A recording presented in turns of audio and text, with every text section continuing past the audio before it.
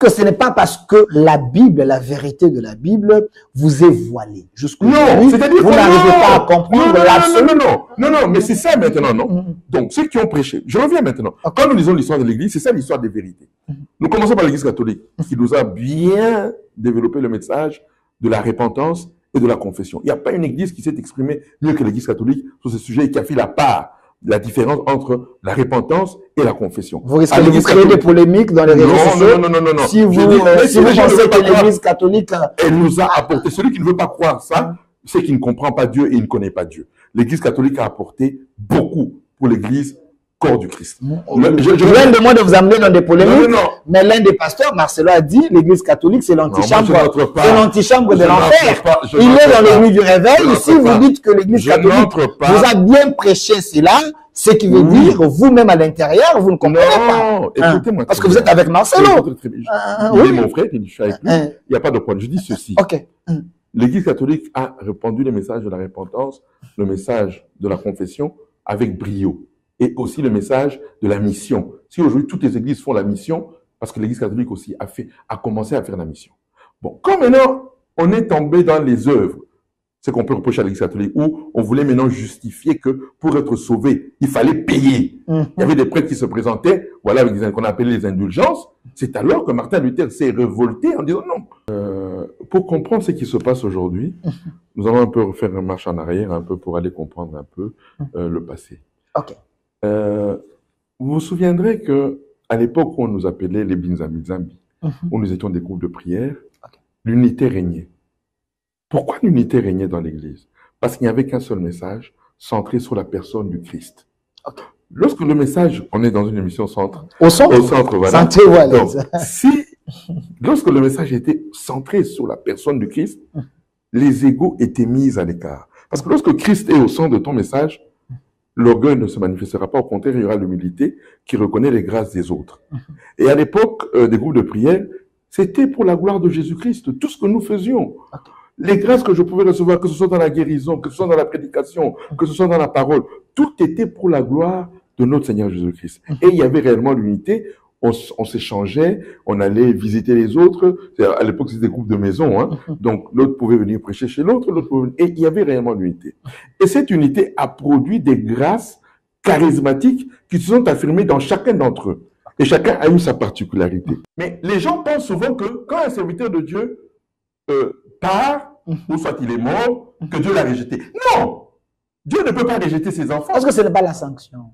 Ce n'est pas la sanction. Le salaire du péché, c'est la mort. Donc, en quelque sorte, c'est la sanction. Quand vous n'arrivez pas à faire ce que Dieu vous a envoyé à temps, en réalité, Dieu vous efface, il vous remplace par une autre personne. Mais tu rentres à la maison. Mais pour autant, tu ne vas pas en enfer. Comme les gens aujourd'hui, il y a des prédicateurs qui prêchent au nom, tu peux aller en enfer. Moi, l'enfer n'existe plus pour les enfants de Dieu. Vous dites. L'enfer n'existe plus pour les enfants de Dieu. Merci. L'enfer, c'est pour ceux qui n'ont pas cru en Jésus-Christ. Celui qui croit en Jésus-Christ n'ira plus jamais en enfer. Le seul péché au ciel aujourd'hui, c'est l'incrédulité à Jésus-Christ. Il n'y a pas un plus grand péché que l'incrédulité. Celui qui croit en Jésus-Christ, c'est-à-dire quoi? Croire en Jésus-Christ, je le répète, ce n'est pas croire à ton pasteur, ce n'est pas croire à ton prophète, ce n'est pas croire à ton église, ce n'est pas croire à ton ministère.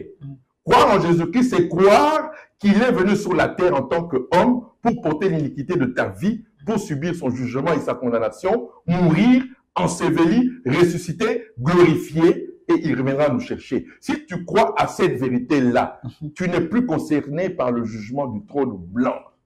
Voilà. Vous dites que tous ceux qui sont aujourd'hui, qui sont dans la FEC, juste par papier, mais en termes de travail, beaucoup ne sont plus intéressés par la FEC. Est-ce la FEC est entre les mains de ses partenaires occidentaux ou les étrangers? Il semble que c'est eux qui imposent. C'est eux qui imposent leur loi là-bas. Est-ce la FEC est à leur merci? Non, c'est pas qu'il est à leur merci. Aujourd'hui, c'est le gouvernement qui régule, c'est le gouvernement qui met la base pour l'émergence des petites et moyennes entreprises, des moyennes industries, qui permettront à la RDC de créer de la richesse. Je répète, nous avons aujourd'hui d'abord, le problème il est aussi au niveau des politiques. Il y a des politiques qui pensent que c'est la politique qui crée de la richesse. La politique ne crée pas de la richesse. Le mouvement communiste a échoué et tombé. Pourquoi? Ils ont essayé de créer de la richesse, mais le premier pays communiste est tombé. Mais la politique crée les cadres pour le cadre faciliter. Voilà. C'est là où maintenant nous voulons que nous ayons des hommes compétents dans le gouvernement qui comprendront. Et voilà, je remercie le chef de l'État qui a nommé des gens du secteur privé, notamment par exemple le ministre de l'Industrie ou le ministre des Mines. Beaucoup sont venus du secteur privé. Et en venant du secteur privé, ils comprennent les enjeux. Nous sommes tous Congolais, nous n'avons qu'une seule nation, la République démocratique du Congo, notre patrie. Nous avons le devoir de l'aimer et l'obligation de la faire développer à travers notre sens patriotique et nos belles actions. Chers patriotes, il est temps. Rejoignez-nous dans la campagne citoyenne et éducative de sensibilisation sur le changement de mentalité.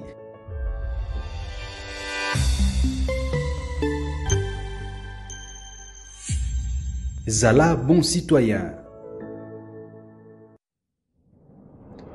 Du nouveau à Kinshasa, PKM Invest Shop, distributeur des produits électroniques grand public et du prêt-à-porter. Retrouvez les meilleures offres et promos des smartphones, laptops, accessoires et du prêt-à-porter à des prix inédits. Nos adresses: commune d'Engaliema, avenue Colonel Mongiba, numéro 3, quartier Bassoko, référence rond-point magasin Kintambo, à côté de la station Total. Limité 7e rue, résidentielle, place commerciale, voire l'immeuble à l'Italia. Pour tout contact, appelez au 085 016 33 65. PKM, c'est la qualité. PKM, c'est la différence. PKM, c'est la satisfaction.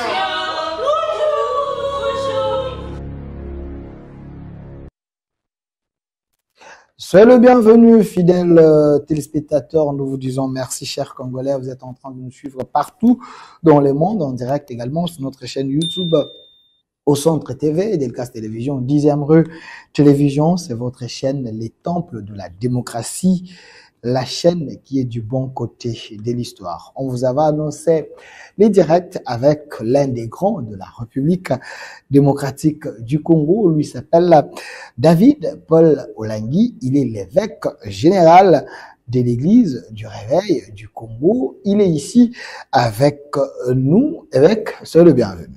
Bonsoir, mon ami Delphin. Et je précise encore, vous êtes président de la Chambre des commerces nationales de la République démocratique du Congo, CCN-RDC. Récemment, vous étiez avec le chef de l'État en Chine. Mais avant d'abord d'aller sur le sujet qui est annoncé déjà, un sujet très important lié à notre pays. Aujourd'hui, les gens vont vous découvrir autrement. On va parler d'un sujet extrêmement important, les enjeux futurs de la République démocratique du Congo. Quand on parle des enjeux, il y a tellement de choses à dire par rapport à ce sujet. Mais comme évêque général de l'Église du Réveil du Congo, il y a également deux points liés à l'Église. On va chercher un peu d'en parler. Quelqu'un m'a dit, vous étiez absent au pays, vous êtes revenu, vous avez trouvé un désordre organisé dans la bergerie. Est-ce vrai? Non. Vous savez, d'abord, je rends grâce à notre Seigneur Jésus-Christ pour cette opportunité qui me donne encore une fois de plus d'être sur ce plateau de la 10e rue, au centre, où nous allons parler de notre pays, la RDC, que nous aimons. En tant qu'un bon chrétien, nous sommes patriotiques et nous aimons notre pays et nous voulons le bonheur de ce pays. L'Église va bien, et je salue au passage l'archevêque président de l'Église de Réveil du Congo. Les représentants légaux. Archevêque président, représentant légal. Okay. Oui, et Jibaya Mampia, pour tout le travail qu'il fait. Pour l'actualité dans l'Église aujourd'hui, il n'y a pas de désordre, au contraire, l'actualité c'est l'unité de l'Église. Et il a fait preuve de maturité en allant visiter tout le monde pour ce grand sommet que nous attendons, le sommet de l'unité de l'Église du Réveil du Congo. Les sommets de l'unité de l'Église du Réveil du Congo, pour les autres, c'est de la poudre aux yeux parce que il semblerait que le patriarche de l'Église, ils ne se sont pas encore pardonnés, ils ont encore des choses à eux. Vous pensez que ça serait les sommets de visage ou ça serait un sommet qui va réunir réellement les gens aussi avec leur cœur. Pour comprendre ce qui se passe aujourd'hui, nous allons un peu faire une marche en arrière, un peu pour aller comprendre un peu le passé. Ok. Vous vous souviendrez que à l'époque où on nous appelait les Binzamizambi, où nous étions des groupes de prière, l'unité régnait. Pourquoi l'unité régnait dans l'Église? Parce qu'il n'y avait qu'un seul message, centré sur la personne du Christ. Okay. Lorsque le message, on est dans une émission centre, au centre, voilà. Donc, lorsque le message était centré sur la personne du Christ, les égos étaient mis à l'écart. Parce que lorsque Christ est au centre de ton message, l'orgueil ne se manifestera pas. Au contraire, il y aura l'humilité qui reconnaît les grâces des autres. Et à l'époque des groupes de prière, c'était pour la gloire de Jésus-Christ, tout ce que nous faisions. Les grâces que je pouvais recevoir, que ce soit dans la guérison, que ce soit dans la prédication, que ce soit dans la parole, tout était pour la gloire de notre Seigneur Jésus-Christ. Et il y avait réellement l'unité. On s'échangeait, on allait visiter les autres. À l'époque, c'était des groupes de maison, hein. Donc, l'autre pouvait venir prêcher chez l'autre, et il y avait réellement l'unité. Et cette unité a produit des grâces charismatiques qui se sont affirmées dans chacun d'entre eux. Et chacun a eu sa particularité. Et les années 90 a été les années où ces particularités se sont exprimées. Chacun a mis l'accent sur la particularité qu'il avait reçue. Voilà pourquoi on a cru à un moment donné que nous étions divisés, parce que chacun élevait sa particularité. Un, c'était la guérison, l'autre, c'était la délivrance, le combat spirituel, l'autre, c'était la prospérité, l'autre, c'était la sanctification, l'autre, c'était la repentance. Chacun, le créneau que le Seigneur lui avait donné pour propager de manière puissante et de manière claire, pour que ça devienne une vérité dans l'ensemble du corps du Christ, chacun en a fait de ses particularités l'absolu de Dieu. Et voilà pourquoi, à un moment donné, chacun s'est rébiffé sur soi-même. Il y a eu un repli sur chacun. C'était normal. C'était le temps où nous nous cherchions. C'était le temps où tout le monde devait s'affirmer. Et heureusement pour nous tous, le Seigneur a glorifié tous ses envoyés. Tous ont eu une renommée. Tous ont été bénis. Tous ont apporté quelque chose par rapport à la vérité qui leur avait été confiée. Mais le seul dommage, ça a provoqué la division et certains égos. La scission même. Non, pas scission. La scission même dans l'Église. Il n'y a pas de scission. Il n'y a pas de scission parce que Christ reste au centre du message. Selon vous, Christ reste au centre du message. Oui. Mais je vous défie, c'est une question également du public, il n'y a pas l'unité dans la foi. Aujourd'hui, dans l'Église du réveil, c'est ce que je dis. C'est-à-dire quoi? Les particularités, pour qu'elles s'affirment, même l'histoire de l'Église, c'est une affaire d'affirmer la vérité que je reçois. C'est ça l'histoire de l'Église. Si l'Église catholique avait accepté toutes les vérités qui se sont révélées après, on n'aurait qu'une seule Église, on serait tous des catholiques. Mais dès la première révélation qui a été donnée à Martin Luther, l'Église catholique a rejeté cette vérité, et pourtant c'est une vérité biblique, la justification par la foi que Martin Luther nous a donnée. Donc, si l'Église catholique avait accepté cette vérité, on ne serait pas divisé. Dans le mouvement protestant aussi, à chaque fois qu'il y avait une nouvelle vérité qui sortait, je parle, l'histoire de l'Église, c'est une histoire de vérité que le mouvement qui précédait a refusé de l'accepter. L'Église catholique a refusé d'accepter le message de l'éducation par la foi. Les protestants luthériens, presbytériens, qui avaient le message de l'éducation par la foi, ont refusé le message baptiste du baptême par immersion. John Smith, qui était un prêtre anglican, est allé aussi faire son mouvement, parce que tout le monde a rejeté sa vérité. Mais Dieu a confirmé ses vérités. S'il n'avait pas confirmé ses vérités, ces mouvements ne seraient pas devenus des mouvements au niveau international. Mais avec... Donc, ça veut dire quoi? L'histoire de l'Église, c'est une histoire d'affirmer la vérité que Dieu te donne. L'histoire d'affirmer la vérité, oui, mais oui. Dieu, c'est pas un Dieu des désordres. Non, c'est comme ça, c'est comme ça qu'il a voulu que son Église marche. On lui posera la question, quand on sera dans le pourquoi tu as permis que aucun mouvement n'accepte la vérité qui venait après. Personne n'acceptait ça. Est-ce que ce n'est pas parce que la Bible, la vérité de la Bible, vous est voilée jusqu'au Non, c'est-à-dire vous n'arrivez pas à comprendre l'absolu. Non, mais c'est ça maintenant, non? Donc, ceux qui ont prêché, je reviens maintenant. Quand nous lisons l'histoire de l'Église, c'est ça l'histoire des vérités.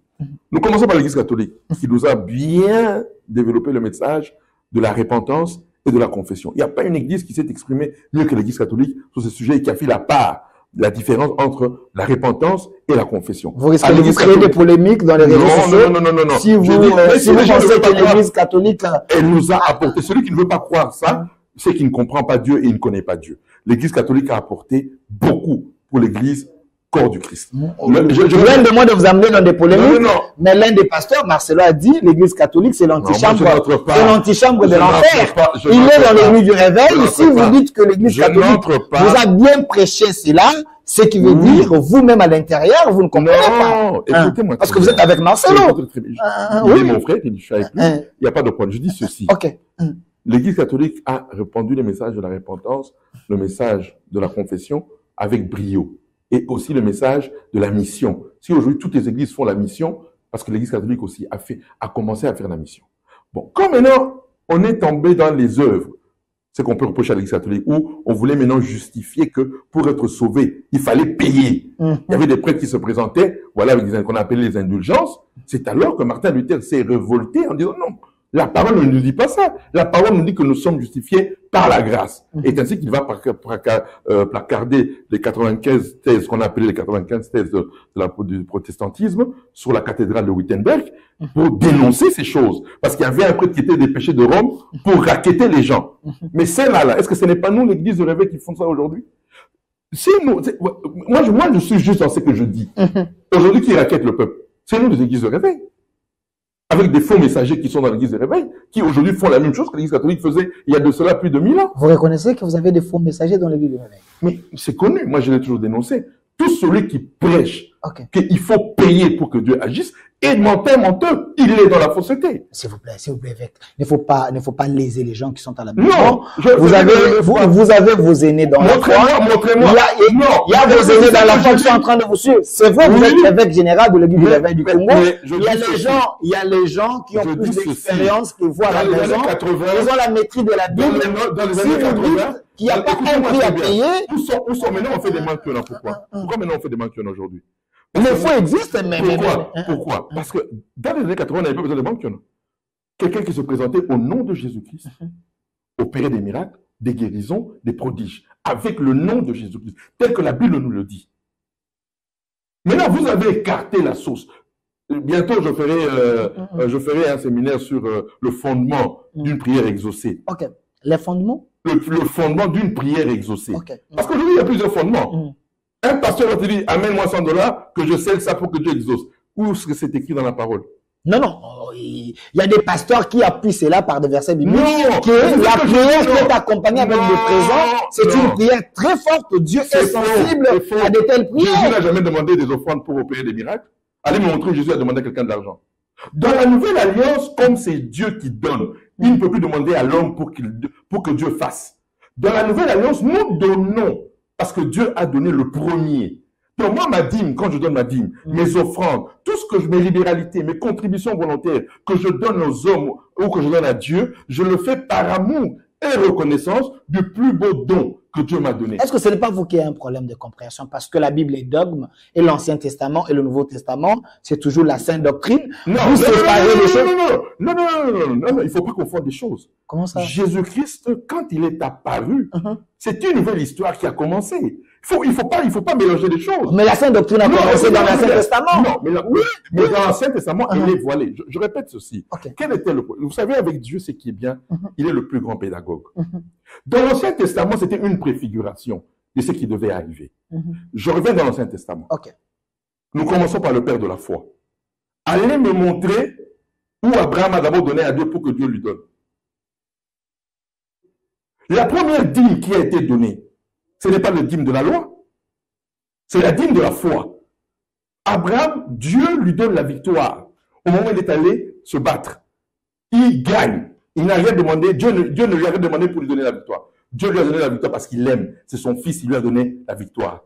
Maintenant, Abraham, au retour du chemin, il rencontre celui qu'on a appelé Melchisédek, qui en réalité est une image du Christ. Et quand tu le rencontres, il comprend que c'est lui qui l'a béni pour gagner. Qu'est-ce qu'il fait? Il prend le 1/10 du butin qu'il a gagné pour lui donner par amour et reconnaissance. Donc, en réalité, les dons, les libéralités, nous le donnons à Dieu par amour et reconnaissance, et non pour recevoir quelque chose. Si pour le plus grand miracle que j'ai reçu dans ma vie, Dieu ne m'a rien demandé, pour le pardon de mes péchés, Dieu ne m'a rien demandé de lui donner. Pourquoi vous voulez pour des futilités, des choses de ce monde, Dieu va m'exiger quelque chose que je lui donne pour qu'il me bénisse? Il m'aurait demandé quelque chose pour le pardon des péchés que je fasse. je lui aurais dit oui, oui. Pour le reste aussi, je dois lui donner quelque chose. Mais pour le pardon du péché, pour le salut, il ne m'a rien demandé. Mais il a exigé à son fils d'être puni à ma place. Qu'est-ce que Dieu peut encore me demander pour me bénir? Moi, je vais lui donner de l'argent pour que Dieu me bénisse. Moi, je vais lui donner quelque chose pour qu'il me bénisse. Dans ce cas, ce n'est pas le Dieu créateur incréé. Donc, le créateur incréé, on ne lui donne plus dans la nouvelle alliance pour recevoir.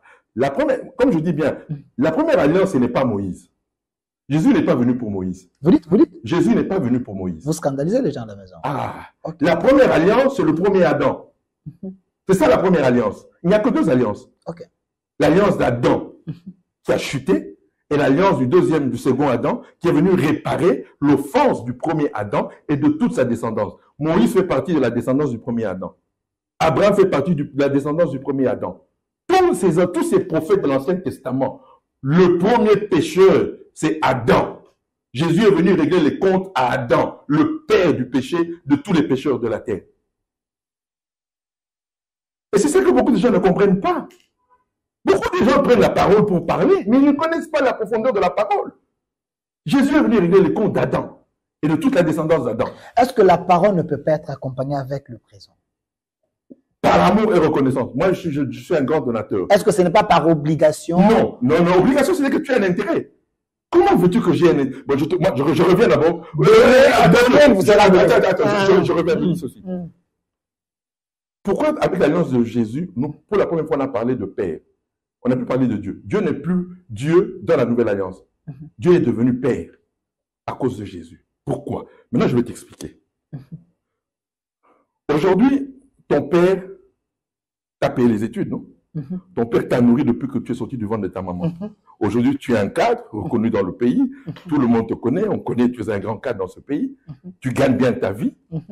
Maintenant, quand tu as ton présent là, quand tu vas aller bénir ton papa, qui t'a payé les études, ton papa qui a fait du bien pour toi, tu vas aller lui exiger pour dire, bon papa, je viens te donner ça pour que tu me bénisses.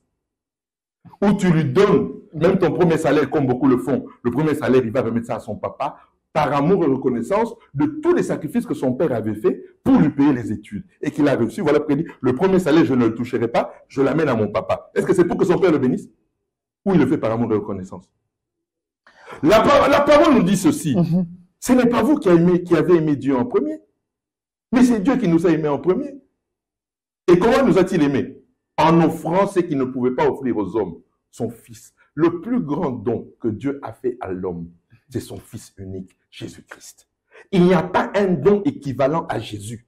Voilà pourquoi dans la nouvelle alliance, on ne peut plus donner à Dieu pour recevoir, mais dans la nouvelle alliance, nous donnons à Dieu par amour et reconnaissance parce qu'il est le premier à nous donner. Vous aurez trop des problèmes avec des pasteurs. Mais je suis dans la vérité, je suis dans la vérité, je suis dans la vérité et la vérité est têtue. J'ai précisé. La vérité est têtue. La vérité restera têtue. Alors, je pourrais avoir tous les ennemis du monde qui vont me combattre. Ils seront toujours les derniers. Parce que je suis dans la parole et je suis dans la vérité. Celui qui prêche l'argent pour que Dieu fasse dans la vie des gens, c'est un escroc, c'est un menteur. C'est Mammon. Il veut installer Mammon sur l'église. Alors, évêque David Paul Olingui, l'évêque général de l'église du réveil de la République démocratique du Congo, vous sentez que quand il parle avec décision, avec amour, mais je vais tester votre sincérité si vous n'allez pas fléchir face à ces lourds ravisseurs qui sont dans l'église. Quand j'ai annoncé que je vous reçois, c'est vrai, nous avons des thématiques aujourd'hui. Les gens m'ont dit de vous tester, savoir si réellement vous allez restaurer le message dans l'église. Aujourd'hui, il y a le judaïsme qui se prêche dans l'église. Plusieurs pasteurs ont voulu savoir, qu'est-ce que vous pensez de ces messages qui est répandu aujourd'hui du judaïsme? Est-ce Jésus est dans ça? D'abord, je vais revenir d'abord à une chose. Israël a été une préfiguration de l'Église. Donc, je reviens à ceci. Le judaïsme, c'était le cadre légal pour la venue du Sauveur. Dieu s'est choisi un cadre légal qu'il a appelé Israël. Il n'y aurait pas eu le cadre légal d'Israël, le Sauveur ne serait jamais venu. Donc, le Sauveur est venu dans le cadre légal appelé Israël. Israël a été créé uniquement pour la venue de Jésus-Christ. Israël n'a pas été créé pour propager le judaïsme ou pour propager la loi, mais pour la venue du Christ. Okay. Voilà pourquoi, quand le Christ vient, il ne vient pas pour Israël, mais Israël a été le cadre légal pour sa venue. Il est venu et pour Israël et pour le monde entier. Mais Dieu, dans sa préscience, n'a pas voulu qu'Israël le prenne en premier, mais qu'Israël le prenne en dernier. C'est Israël qui prendra le Christ en dernier. Mais ils ont été les premiers à le recevoir. Voilà pourquoi l'Église primitive commence à Jérusalem. Alors, quand le Christ vient, sa mission n'est pas d'abord pour Israël. Sa mission est pour le monde. Voilà pourquoi il permet qu'Israël rejette le Christ. Et le monde entier, aujourd'hui, reconnaît le Christ. La preuve, même le calendrier du monde entier a changé, a commencé à partir de Jésus-Christ. Alors qu'en Israël, ils ont le calendrier juif. On est en 5780 aujourd'hui dans le calendrier juif. Alors que nous sommes maintenant avec le calendrier depuis que Jésus est venu. Le calendrier a commencé avec lui, l'an 0. Nous sommes 2024 ans après la venue de Jésus-Christ. Donc, maintenant, quel est le grand problème que nous avons dans l'Église? Que l'apôtre Paul a connu. C'est pas un problème nouveau aujourd'hui, le judaïsme dans l'Église. Les Écritures sont là. Donc ça a toujours existé. Ça a toujours existé.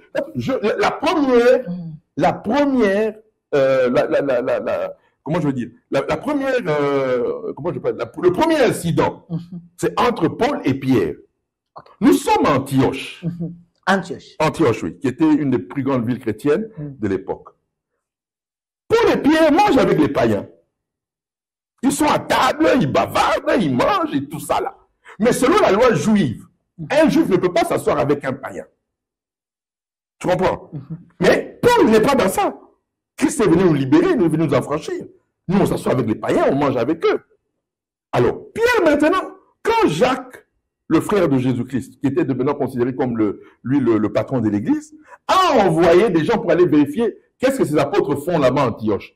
Quand maintenant Pierre a vu les envoyés de Jacques, il s'est éclipsé en entraînant même Barnabas pour dire, bon voilà, non, on ne s'est pas assis avec les païens.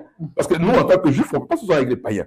Et Paul a dit, oh non, Pierre, là tu as péché, tu as fauté. On était avec eux ici, là on mangeait. Tu as vu les gens de Jacques, maintenant tu veux te déplacer. Donc, déjà, le problème du judaïsme dans l'Église a commencé déjà avec l'Église primitive. Ce n'est pas une histoire d'aujourd'hui. Maintenant, toute la grande difficulté de l'Église, et c'est ça le problème de ce siècle, et je crois que c'est ça, voilà pourquoi Dieu va mandater à l'aube de ce 21e siècle, ici là où nous commençons, une élite qui va maintenant enseigner la bonne nouvelle de notre royaume. Quand vous déclarez que le Fils unique, Yeshua HaMashiach, qui est venu en chair, qui a accepté de porter l'iniquité de l'humanité dans sa chair, d'être puni à la place de tous les hommes, d'avoir subi un jugement unique, une condamnation unique pour le pardon des péchés et pour le salut des âmes. Quand cette vérité n'est plus le fondement de la foi des enfants de Dieu, c'est la perdition. Chacun maintenant va aller chercher une autre manière d'avoir le pardon des péchés, d'avoir le salut. Voilà pourquoi on a commencé par des petites choses. Amenez un sacrifice pour que vous soyez pardonnés. Amenez ceci pour que vous soyez pardonnés. Maintenant, on dit non, il faut maintenant revenir au judaïsme pour que vous soyez. C'est-à-dire que maintenant, c'est-à-dire quoi? L'œuvre du Fils unique n'est plus suffisant pour apporter le pardon des péchés, pour apporter le salut, pour apporter la grande puissance du Saint-Esprit. Mais ce que les gens oublient, avant Jésus-Christ, avant sa mort et sa résurrection, le judaïsme, la loi, n'a jamais donné la présence de Dieu dans les hommes. Vous dites. Je répète ceci. Avant Christ, avant la venue de Jésus-Christ, avant la venue de Dieu comme homme sur la terre, parce que Jésus-Christ, c'est le seul homme Dieu. 100% Dieu, 100% homme. C'est le seul. Il n'y en a jamais eu avant lui, il n'y en aura pas après lui. Tout ce qui raconte des histoires là qu'il y a maintenant, c'est faux. Vous êtes dans la perdition. Alors, c'est le seul. Quand il arrive, il donne à l'homme ce qui n'avait jamais été donné à l'homme. Même Adam avant sa chute. Adam avant sa chute, Dieu n'a jamais été dans Adam.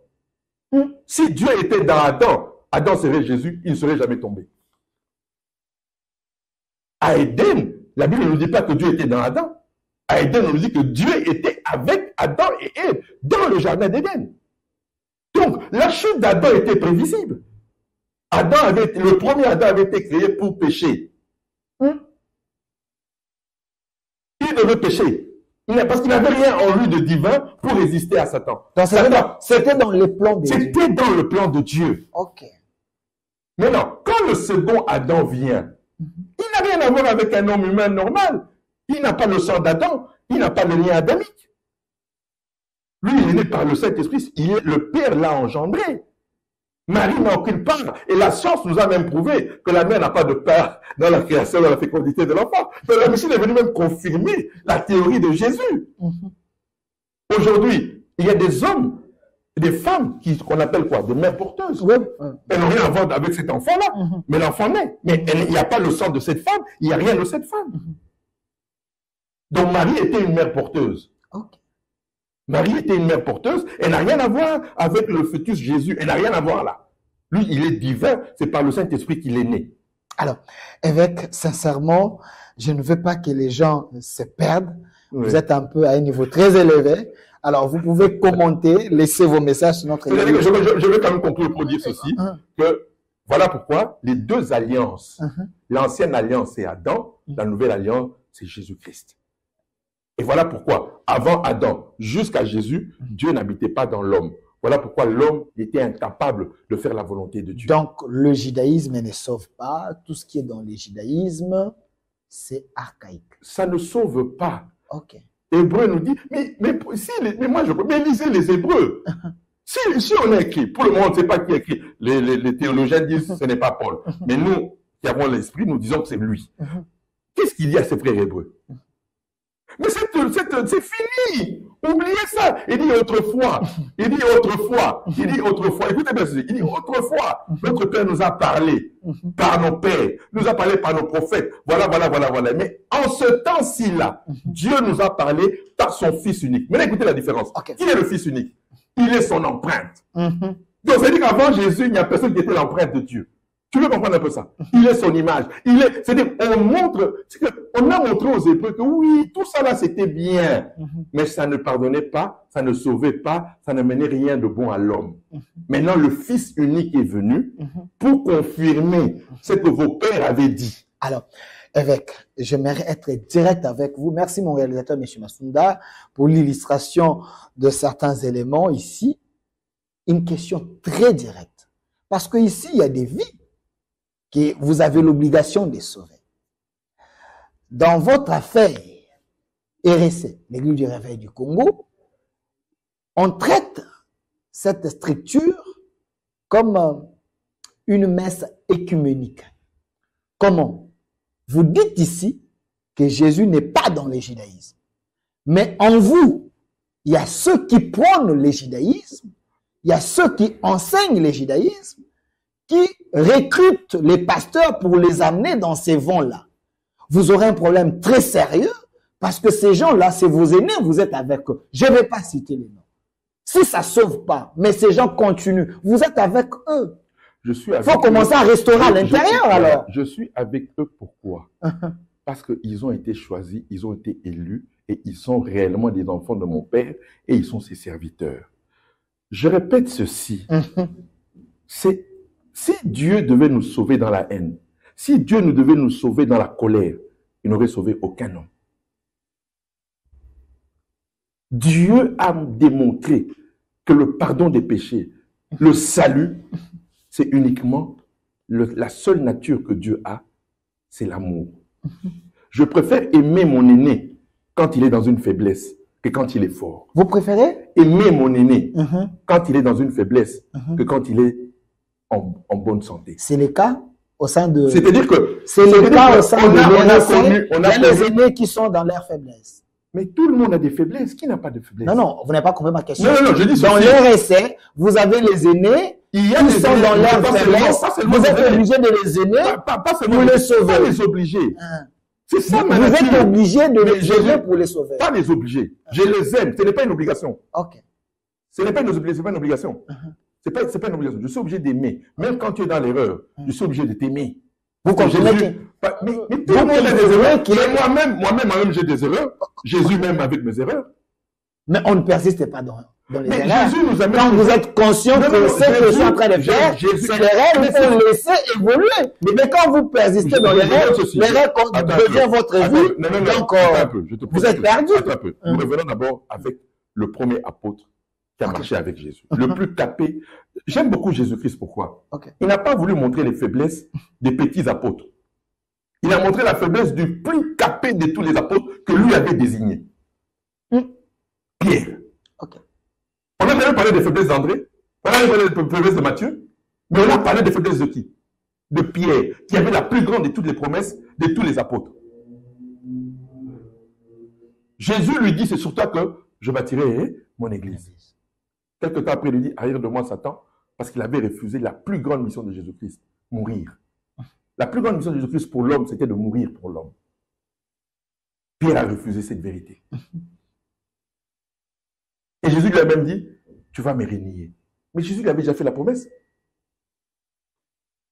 Jésus n'a pas dit quand il a dit à Pierre, tu vas me renier. Il lui avait déjà dit que c'est sur toi que je bâtirai mon église. Pourquoi? Il savait que tant qu'il sera avec moi, ma nature se manifestera en lui. Le jour où ma nature se manifestera en lui, c'est ce jour-là où il entrera dans sa destinée. Jésus a été patient avec Pierre. Mais si Jésus a été patient avec un apôtre qui a mangé avec lui, qui a mis sa tête sur lui, qui a vu tous les miracles que Jésus a fait, à plus forte raison, nous qui l'avons cru sans avoir vu, comment Jésus ne sera pas patient avec nous? Comment? S'il a été patient avec Pierre, qui a mangé avec lui, qui a vu tous les miracles, qui a vu la puissance à l'état brut de la divinité. Mais Jésus a dit, je serai patient avec toi. Est-ce que la grâce de Dieu n'a pas de limite? À un moment, Dieu vous laisse un temps pour que vous puissiez vous repentir. Si vous n'arrivez pas à comprendre Dieu, Dieu veut changer les caps. J'ai l'impression que vous avez conditionné Dieu dans les erreurs des aînés. Écoutez-moi. Il y a un temps pour toutes choses. D'abord, une chose très bien. La grâce, elle est définitive. Elle n'enlève jamais le salut et la réconciliation avec Dieu parce que ce n'est pas un dû. C'est une faveur. Maintenant, quand un envoyé, sa mission n'honore plus, Dieu le rappelle à la maison. C'est comme un ambassadeur. Quand un ambassadeur ne fait plus son travail, qu'est-ce qu'on fait? Un ambassadeur du Congo, de la RDC qui ne fait plus son travail en Chine, ou qui ne fait plus son travail en Corée, qui ne fait plus son travail n'importe. Qu'est-ce qu'on fait? Il y a une lettre de rappel, reviens. Mais les gens pensent souvent que quand un serviteur de Dieu part, ou soit il est mort, que Dieu l'a rejeté. Non! Dieu ne peut pas rejeter ses enfants. Parce que ce n'est pas la sanction. Ce n'est pas la sanction. Le salaire du péché, c'est la mort. Donc, en quelque sorte, c'est la sanction. Quand vous n'arrivez pas à faire ce que Dieu vous a envoyé à temps, en réalité, Dieu vous efface. Il vous remplace par une autre personne. Mais tu rentres à la maison. Mais pour autant, tu ne vas pas en enfer. Comme les gens aujourd'hui, il y a des prédicateurs qui prêchent au nom, tu peux aller en enfer. Moi, l'enfer n'existe plus pour les enfants de Dieu. Vous dites. L'enfer n'existe plus pour les enfants de Dieu. Merci. L'enfer, c'est pour ceux qui n'ont pas cru en Jésus-Christ. Celui qui croit en Jésus-Christ n'ira plus jamais en enfer. Le seul péché au ciel aujourd'hui, c'est l'incrédulité à Jésus-Christ. Il n'y a pas un plus grand péché que l'incrédulité. Celui qui croit en Jésus-Christ, c'est-à-dire quoi? Croire en Jésus-Christ, je le répète, ce n'est pas croire à ton pasteur, ce n'est pas croire à ton prophète, ce n'est pas croire à ton église, ce n'est pas croire à ton ministère. Croire en Jésus-Christ, c'est croire qu'il est venu sur la terre en tant qu'homme pour porter l'iniquité de ta vie, pour subir son jugement et sa condamnation, mourir, enseveli, ressusciter, glorifié, et il reviendra nous chercher. Si tu crois à cette vérité-là, tu n'es plus concerné par le jugement du trône blanc. Voilà. Vous dites que l'incrédulité, je rappelle l'incrédulité, s'il y a des gens qui demeurent dans les faux messages, en sachant que les vrais existent, ils sont incrédules envers Jésus. Je répète à tout prédicateur, celui qui ne croit pas à la mort et à la résurrection de Jésus-Christ est un incrédule. Quel que soit ce que tu peux faire comme miracle, ça ne m'intéresse pas. Ils sont incrédules en face de Jésus-Christ. Mais ces gens sont avec vous dans les RSC qui n'acceptent pas d'abandonner leur incrédulité. Non, c'est-à-dire quoi? La conclusion, ils iront en enfer. Non, mais ils ne sont pas incrédules. Parce qu'ils ont cru en Jésus. Ils ont cru, mais ils persistent dans les rêves. C'est-à-dire quoi? C'est la question des pasteurs. Vous êtes évêque de l'église du réveil du Congo. Oui, oui. Mais nous sommes des pédagogues, le plus grand pédagogue. J'ai l'impression que vous protégez 2, 3, 4, 7 personnes au détriment des milliers de pasteurs qui sont en train de vous suivre. On ne les protège pas. Mais moi, je suis un pédagogue. Moi, je te dis une chose, papa, tu sais, la manière dont Dieu m'a fait grâce de comprendre l'évangile, de l'enseigner, j'ai eu beaucoup plus de repentance des serviteurs de Dieu que ceux qui jugent et condamnent. Okay. J'ai eu des serviteurs dans la nuit. Venez me dire, papa Paul David, Nanakuma Moussika. Monsieur pasteur Bandoki. Tu comprends un peu ça? Pourquoi? Parce que j'utilise le caractère de mon père. Okay. Mon père m'a sauvé, moi, Paul David, à cause de son amour. Et c'est ça, moi, le fondement. Moi, quelle que soit la déchéance d'un de mes aînés dans la foi, je lui donnerai toujours mon amour, je lui témoignerai toujours mon amour. Parce que je sais que cet amour-là l'amènera à la repentance, l'amènera à revenir vers Dieu. Espérons qu'ils seront sincères avec vous, ils ne vont pas vous trahir, parce qu'il semblerait qu'il y a les aînés qui sont des hypocrites, selon certains pasteurs. Alors, on évolue avec le général de l'église du réveil, David Paul Olangui. Espérons que l'unité de la foi sera réelle dans les jours à venir. Dans l'église du réveil. Oui, parce que nous sommes cette unité, ce n'est pas l'homme qui va l'imposer. C'est Dieu qui va nous l'imposer. Et nous sommes à l'heure du soir. Le problème, c'est que l'église n'a plus aujourd'hui l'œil, comme on dit bien, l'œil qui voit loin. Mais les signes sont là. Qu'il y a bientôt un nouveau feu, une nouvelle saison de l'esprit pour l'église. Un des grands signes, c'est ce qui se passe au Moyen-Orient. Alors, la question directe d'un téléspectateur, quelle est la santé des CIFMC, mon évêque? Ça va, par la grâce de Dieu, la fondation Langui Osho. Donc, quand on parle de la CIFMC, c'est parce que ce sont les mamans qui ont commencé. Alors, les gens ont gardé le terme CIFMC, mais ce n'est plus la CIFMC. La CIFMC existe, c'est la branche des mamans, mais c'est le ministère chrétien du combat spirituel, le MCC, qui est inclus dans la fondation Langui Osho. Ça se passe bien.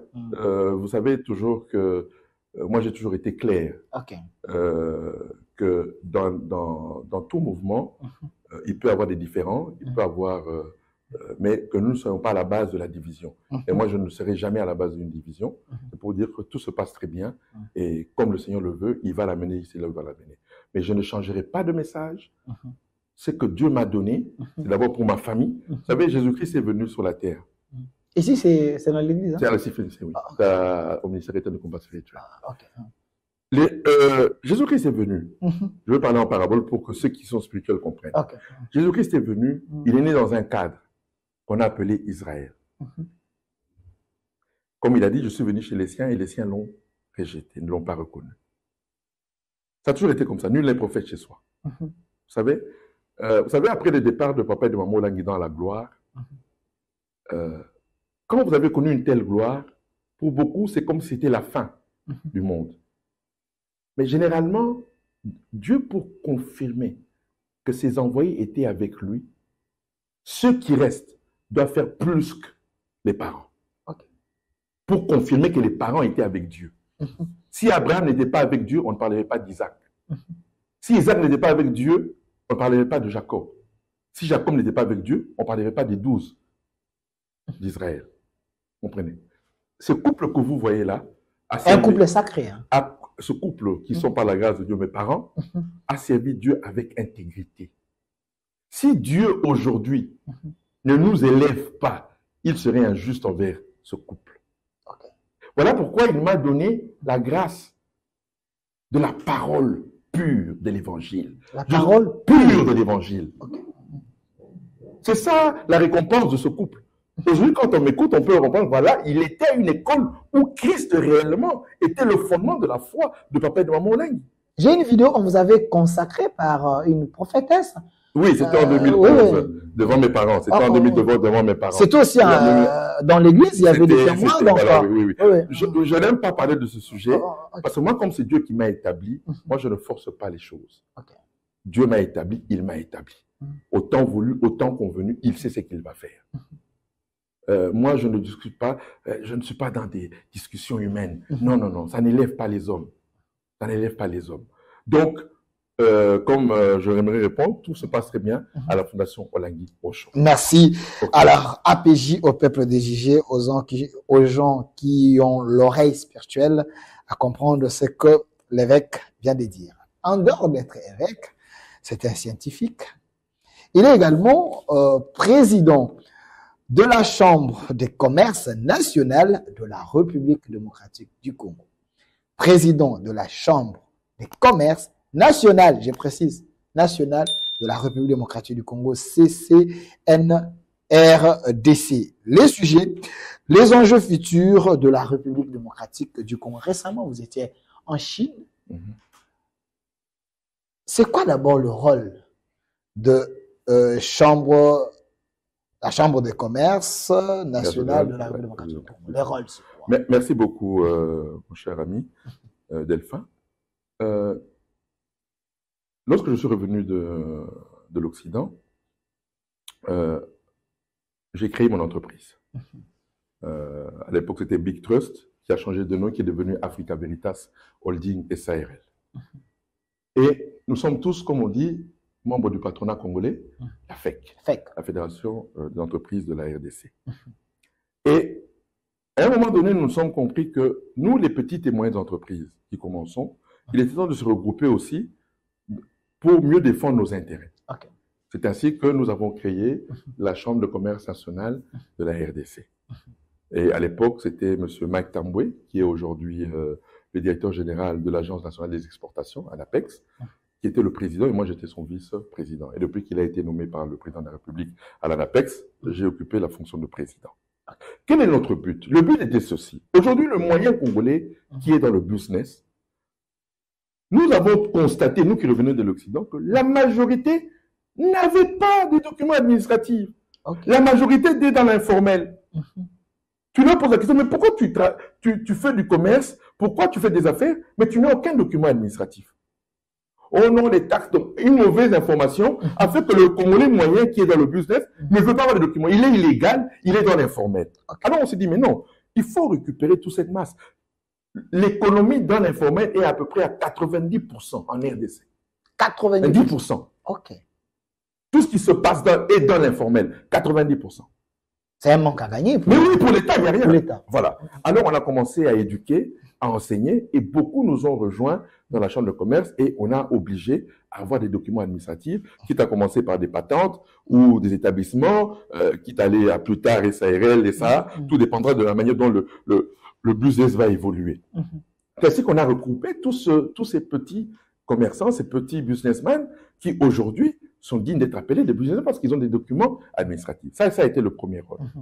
Et on a commencé maintenant à chercher l'interface à l'étranger pour des financements pour nos membres de la CCNRDC. Voilà pourquoi nous sillonnons le monde dans des forums pour chercher des contacts pour nos entrepreneurs membres de la Chambre de commerce nationale de la RDC. Alors, c'est ainsi que nous avons aidé le ministère du Commerce ou le ministère de l'économie pour démontrer l'importance de notre chambre de commerce dans la sphère économique de notre pays. Aujourd'hui, je suis très fier de le dire, nous avons été à la base de la création de l'Agence nationale des exportations. Parce que nous, déjà à l'époque, le ministère du Commerce nous avait donné le mandat de représenter la RDC dans tout ce qui est export, forum d'export. Et c'est ainsi que nous avons eu beaucoup de contacts avec Maroc Export, qui est une grande institution gouvernementale marocaine, qui nous a beaucoup aidés. Et c'est alors maintenant que nous avons fait le projet pour la création de l'ANAPEX, que le président de la République a volontairement accepté et créé cette agence que nous appelons aujourd'hui ANAPEX et dont le DG aujourd'hui est le premier président de la Chambre. Dans notre actif, nous sommes là pour soutenir nos entrepreneurs à nous pour qu'ils réussissent dans leur business. C'est ça en fait le rôle de la Chambre. Encadrer nos entrepreneurs, il faut les encadrer. Et voilà pourquoi, comme je dis, nous avons voulu ainsi démontrer que notre Chambre est là pour le Congolais, l'entrepreneur congolais. Parce que moi, je n'ai pas honte à le dire. Nous avons 100 familles aujourd'hui en RDC qui règnent sur l'économie congolaise. Ce sont des étrangers. Moi, je n'ai pas honte de le dire. C'est une réalité. Oui, oui. C'est eux-mêmes qui tiennent notre économie. C'est-à-dire, il y a maintenant des secteurs qui ne sont pas profitables. Je prends le secteur clé, l'agriculture. Les grandes familles là qui tiennent l'économie de la RDC sont dans l'importation. Et ils tiennent les banques en RDC. Vous croyez qu'ils vont financer l'agriculture en RDC? Une mission impossible. Impossible. Parce que l'agriculture entre en compétition avec leurs importations. Okay. Donc, il est temps maintenant qu'aujourd'hui que nous comprenions que non. Voilà pourquoi beaucoup de jeunes, les petites et moyennes entreprises ou industries, ont préféré maintenant se restructurer autrement que d'être dans la grande structure qui ne défend pas nos intérêts. Et nous croyons qu'aujourd'hui, avec le président Robert, il va nous séduire pour nous que tous ceux qui sont aujourd'hui, qui sont dans la FEC, juste par papier, mais en termes de travail, beaucoup ne sont plus intéressés par la FEC. Est-ce la FEC est entre les mains de ses partenaires occidentaux ou les étrangers? Il semble que c'est eux qui imposent. C'est eux qui imposent leur loi là-bas. Est-ce la FEC est à leur merci? Non, c'est pas qu'il est à leur merci. Aujourd'hui, c'est le gouvernement qui régule, c'est le gouvernement qui met la base pour l'émergence des petites et moyennes entreprises, des moyennes industries, qui permettront à la RDC de créer de la richesse. Je répète, nous avons aujourd'hui d'abord, le problème il est aussi au niveau des politiques. Il y a des politiques qui pensent que c'est la politique qui crée de la richesse. La politique ne crée pas de la richesse. Le mouvement communiste a échoué et tombé. Pourquoi? Ils ont essayé de créer de la richesse, mais le premier pays communiste est tombé. Mais la politique crée les cadres pour faciliter. Voilà. C'est là où maintenant nous voulons que nous ayons des hommes compétents dans le gouvernement qui comprendront. Et voilà, je remercie le chef de l'État qui a nommé des gens du secteur privé, notamment par exemple le ministre de l'Industrie ou le ministre des Mines. Beaucoup sont venus du secteur privé. Et en venant du secteur privé, ils comprennent les enjeux. Que c'est le secteur privé qui crée de la richesse. Et nous, la Chambre de commerce nationale de la RDC, notre objectif, c'est de créer de la richesse. Mais il faut qu'on nous donne les moyens. Les moyens, je ne parle pas des moyens financiers. Parce que les moyens financiers, nous allons les trouver dans le secteur privé. On vous met dans des bonnes conditions. Dans des cadres facilités et nous donner des opportunités. Et dans ce point-là, nous avons commencé, l'État a commencé avec la RACP, qui est aussi une structure qui permet aujourd'hui aux petites et moyennes entreprises congolaises de pouvoir émerger et de créer cette classe moyenne dont nous voulons. Mais cette question demeure, il semble aujourd'hui, vous parlez de la classe moyenne, mais ce n'est que pour séduire l'oreille des Congolais, mais il y a plusieurs personnes qui se pointent là-bas. Vous n'avez pas de banque, il n'y a pas la liquidité pour aider ces jeunes à être autonomes. Est-ce que ce n'est pas de la poudre aux yeux pour plaire aux gens, tout ce que vous êtes en train de faire? Non, écoutez-moi très bien. Aujourd'hui, il y a des Congolais responsables. Vous savez, aujourd'hui, je rigole, hein, parce que on ne comprend pas la compétence qu'il y a chez le Congolais. Parce qu'on ne lui donne pas la possibilité de s'exprimer. Aujourd'hui, quel est le grand problème de la RDC? Nous avons des secteurs qui peuvent créer de la richesse immédiatement. Immédiatement? Oui. Et le premier secteur, c'est l'agriculture. Je me rappelle quand j'avais eu des conversations avec le chef de l'État, je disais à l'époque que je lui ai proposé, je lui ai dit non, il faut que, après le Premier ministre, le ministère qui doit être le premier ministère doit être le ministère de l'Agriculture. Pas des mines, non. Pas hydrocarbures. Non, même pas défense, même pas intérieur. Non, pour moi, j'aurais voulu que le ministre Grégoire, le ministre d'État, soit le vice-premier ministre, après madame la première ministre. Pourquoi? Parce que nous avons des terres arabes? Non. C'est la première économie que Dieu a donnée à l'homme.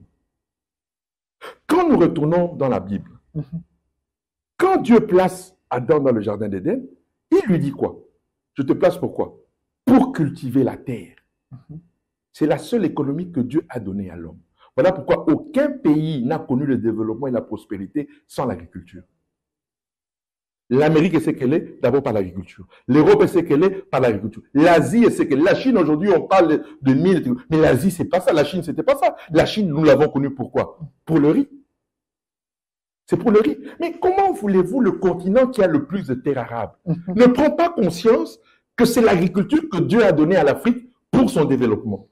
Et la RDC en particulier, qui a 80 millions de terres arabes. Est-ce que les Congolais sont conscients d'abord de voilà pourquoi que vous êtes parce que si vous regardez même la répartition de budget, le budget alloué à ce ministère-là, c'est maigre, donc il y a un problème de vision. Le problème, c'est quoi? Ce n'est pas aux politiques. C'est d'abord aux Congolais de comprendre que si on doit faire du business dans ce pays, c'est avec l'agriculture. Mais le Congolais lui-même, moi-même, on ne m'a pas appris à aimer l'agriculture. Si je l'ai aimé, c'est parce que j'ai compris d'abord par la parole que c'était l'économie que Dieu avait donnée à l'homme. l'agriculture et l'élevage. C'est la seule économie que Dieu a donnée à l'homme. Voilà pourquoi tous ceux qui ont été prospères dans la Bible, c'était avec l'agriculture et l'élevage. Et toutes les nations qui ont connu la prospérité, c'est avec l'agriculture et l'élevage. Le marché commun s'est créé autour de l'élevage et de l'agriculture. Alors, et au continent qui a eu le plus de terres arables, on veut lui faire croire que c'est avec les mines qu'il va connaître la prospérité. Non! Mais quand vous parlez des Congolais, j'ai l'impression que vous oubliez votre cible. Parce que c'est les politiques qui décident. Non, non. C'est-à-dire quoi? Non, parce que si l'État ne décide pas. Non. Pour que l'État décide, il faut qu'il y ait conscience dans le secteur privé. Je répète ceci. Aujourd'hui, moi, j'ai un projet. Par la Chambre de commerce, nous avons un projet que nous allons présenter au ministre d'État. Et le président nous a quand même suivi parce qu'aujourd'hui, le ministre qui est prioritaire dans ce gouvernement, c'est le ministre d'État en charge de l'agriculture. C'est le premier ministre. Avec en termes de préséance, après la première ministre et les 4 vice-présidents, les quatre vice-premiers ministres, c'est le ministre de l'Agriculture qui vient tout de suite après. Okay. Donc, même tout le monde est derrière lui. Okay. Voilà. Là, vous êtes content. Dans le chef de l'État, écoute, Je salue au passage le ministre de l'Agriculture qui est avec nous en Chine et qui a fait du bon travail. Donc, c'est pour dire quoi aujourd'hui? Si le secteur privé comprend aujourd'hui que nous pouvons faire maintenant pression, au lieu que l'État nous vende les terres, que les entrepreneurs qui veulent se lancer dans l'agriculture, que l'État donne les terres à ces entrepreneurs avec des targets, c'est-à-dire avec des conditions en disant nous voulons ceci, nous voulons ceci. On te donne 1000 hectares. Oui, dans les 1000 hectares, dans tant d'années, nous voulons ça. On vient en contrôle, il n'y a pas ça, paf, il y a des amendes, si même la prison. Comme en Chine. En Chine, c'est ça. Okay. Le gouvernement a compris que c'est le secteur privé qui crée de la richesse. Tout l'argent que le gouvernement a en surplus, il donne au secteur privé. Et si vous ne réalisez pas ce que vous-même vous avez promis, on vous met en prison. Okay. Et c'est ça qui est, voilà la réussite du secteur privé en Chine. Et aujourd'hui. Quand ça stimule les gens, ça. Voilà.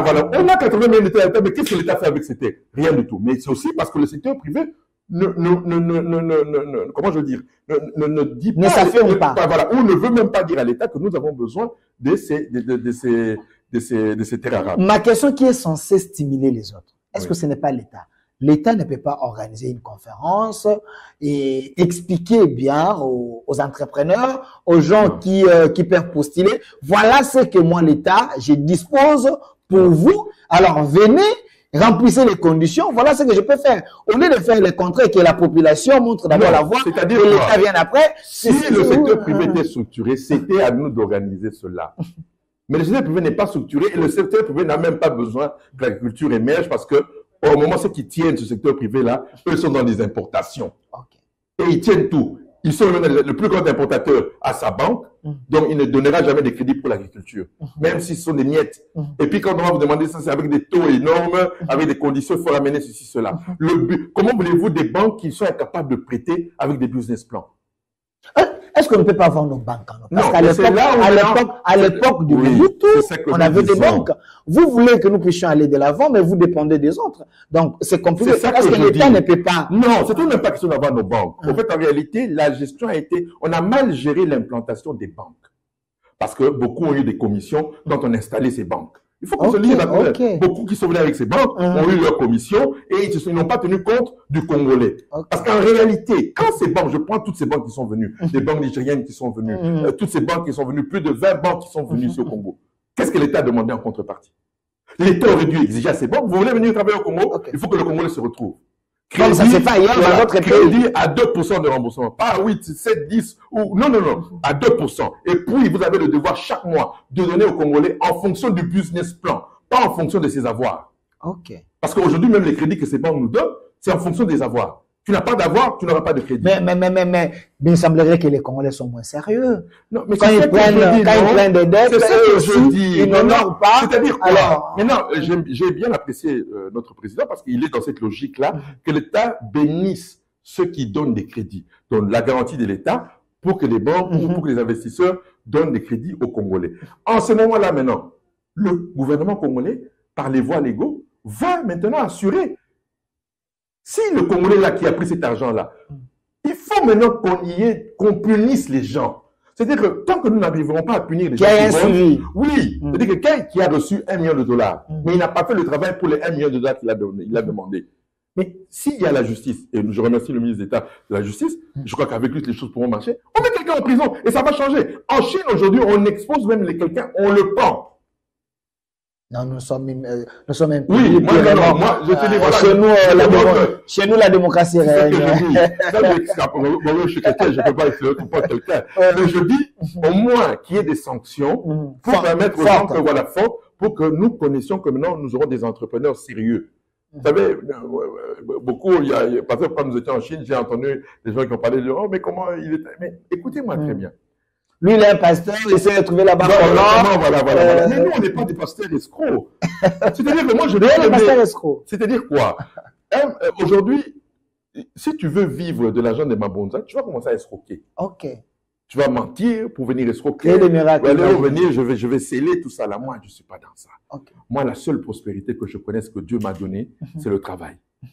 Celui qui ne travaille pas ne mange pas. Okay. Tu mangeras la sueur de ton front. Je bénirai le travail de tes mains. Votre présence en Chine, ça a rapporté quoi? Les gens disent c'était juste une figuration. Non. D'abord, nous sommes allés en Chine. Le cadre était très bien structuré. Nous avons présenté des projets à des entrepreneurs. Là, je suis avec le DG de l'AMIBA. Okay. Là, nous sommes à la FOCAC. Ça, c'était le Chine-Afrique, le Forum Chine-Afrique. Ce qui est bien, la Chambre de commerce a signé avec le patronat chinois un MOU de coopération pour que nos entreprises ici, qui ont besoin d'investissement, qui ont besoin de joint venture avec la Chine, que ça puisse se faire par institution. Comme ça, nous avons nos entrepreneurs dans tous les secteurs où nous allons informer nos amis chinois et ceux aussi de ce même secteur pourront travailler ensemble. Ça, c'est la plus grande réussite que la Chambre de commerce nationale a eue lors de ce forum Chine-Afrique. De deux, j'aimerais dire aujourd'hui, nous avons eu 40 ans de coopération avec l'Occident. Okay. Quelle industrie l'Occident a donné aux Congolais? Rien. Okay. Il est temps maintenant de prendre conscience. Le seul pays qui va apporter le développement à notre pays, c'est la Chine. Pas l'Inde. La Chine ou l'Inde. Qatar. Voilà, tous ces pays du BRICS, tous ces pays-là. Tournons-nous vers le Moyen-Orient, vers l'Extrême-Orient. C'est là où, pourquoi? Les finances, même là-bas, même eux-mêmes les Occidentaux, vont de l'autre côté pour chercher de l'argent. Okay. Et en dehors de ça, les industries qui ont été miniaturisées en Chine vont permettre la création des industries en RDC. Et à des coûts moyens. Et aujourd'hui, la balance commerciale de la RDC, ce n'est pas avec l'Europe, ce n'est pas avec l'Amérique. C'est avec la Chine. Okay. Donc, tôt ou tard aujourd'hui, moi, pour moi-même, demain, le dollar ne sera pas intéressant pour la RDC. Le dollar n'est plus intéressant. Il y a des gens qui n'aiment pas ce pays. Le dollar n'est pas intéressant pour la RDC. Moi, demain, je militerai pour la parité RMB franc congolais. Vous risquez que les fonds monétaires... Mais c'est ça que je dis, mais écoutez-moi très bien. Le Congo est plus puissant que le Burkina Faso, le Congo est plus puissant que le Niger, le Congo est plus puissant que le Mali. Si le Mali, le Burkina Faso, on dit non à tout ça, et ils vivent mieux aujourd'hui, mais on est avec tout ce qu'elle a. Pourquoi on est incapable d'imposer sa politique? Vous parlez de notre potentiel, ainsi de suite. Mais il semble que nous sommes un peuple naïf, moins conscient parce que nous avons tout. Et le président l'a démontré. Aujourd'hui, il s'est rendu en Chine parce qu'il sait que c'est la Chine l'avenir de la RDC. Merci évêque. Bon, vous avez les titres. Ici d'abord président de la Chambre de commerce nationale de la République démocratique du Congo. Et regardez la caméra, c'est également votre mot de la fin, la question. Qu'est-ce qu'il pense de l'irrespect? À respect. Alors, pas de sous-traitance. Oui, à respect. À respect. Je salue son directeur général au passage, Miguel. Il semble qu'il y ait aussi... Non, vous savez, c'est une nouvelle structure. Mais pourquoi les gens sont toujours durs avec ceux qui commencent? C'est une nouvelle structure. Au début, il était un peu... Attendez un peu. Il bougeait un peu, mais on l'a noyé. Il vient à peine de commencer. Laissez-lui le temps. Et moi, je suis confiant que c'est une institution indispensable pour l'avenir de la RDC.